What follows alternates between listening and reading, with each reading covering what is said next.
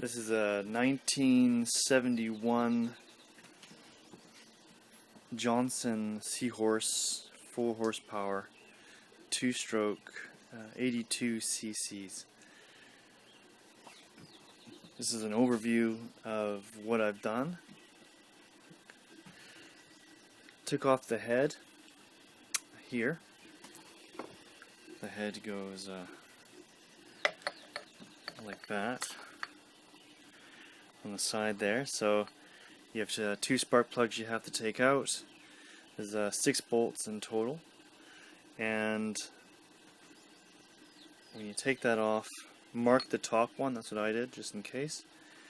So you just pull that off, and there are your pistons. As you can see, this is your water. Water goes through there, right? And then this is your head here, and then that's water goes through there. I cleaned this all up. It was just really dirty. This here is your gasket that I will be replacing. I've ordered it online, and there it is there, and that just goes on like that. When you're done, take that out. 2 holes. So it's water cooled. So you have 2 holes at the top here. Probably can't see them. And then a hole on the side here. And so water comes in from underneath in a tube, shoots up there, and then cools it around here. So it's important that all that's plugged, not plugged and cleaned up. And then it shoots out of the hole, unfortunately down the bottom. So if it is plugged, it's difficult to see because it's an older motor. Here is your exhaust manifold, I guess, and I don't know if you can see that. And from there, trying to zoom. And for here, once again, you have holes in the side, and that's where your water comes in and cools down the engine. This is your water pump, fuel pump, and so fuel comes in, pumps to here, and then goes to the carburetor here. And these are just the spark plug wires. And there's your carburetor. Really simple carburetor to work on.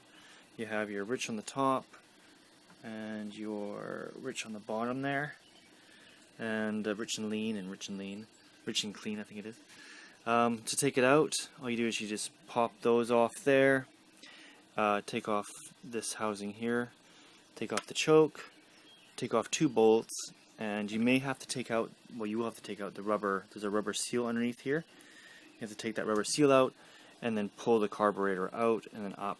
And there's a float in there. It was a cork float, and so I just took it apart, cleaned up all the needles and everything, and put it back together again. Super simple. So that's that there.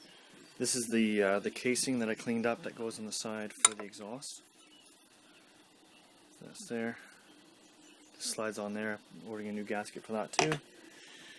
I was having cooling problems, so I had a look at my my impeller, and this is the impeller for this model here. There's the key there at the top. You can see there. So as you can see, it's really worn, and so I've got that ordered. So how this works is you have what's called your oil seal. There's both sides of it there, and that there, and that's the other side. It's all ripped out because I ripped it out. There's a seal in there that I had to destroy to get it out. This is where it came from. So it houses in here like that, and I took it out. First I heated it up with a blowtorch on the side here, around here, for not very long, but just long enough to get some candle wax, and I put some candle wax in there, and that lubricated around there. Then I used this really handy tool, and I just went in there and just pried it out, and then it lifted out. It took a bit of time. So I'll be putting in a new one that I'm ordering. So you put that on the top there. And then you put your cover plate on the top there like that, and then you have your shaft that goes in there, and then your impeller goes on the top there. So, and that's it there. This part here is the top part of it. There's one oil seal for here. There's no oil seal for here. And then put that on top. There's no gasket for that I know of. I'll have to double check that, but from what I've seen from the diagram, there doesn't seem to be a gasket. So you put that on the top there.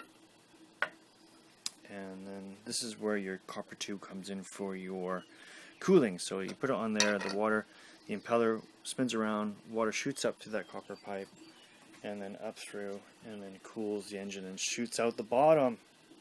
Took me a while to figure that out because I was looking for a something to shoot out here to show me if it was working or not, and I used an air hose to sort of root out how everything worked with the cooling system. So that's a complete overview of the Johnson Seahorse 4 horsepower 1971. I think the model number is a 4R71D.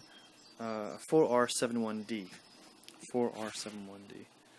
And there it is. And hopefully that will be out on the water shortly.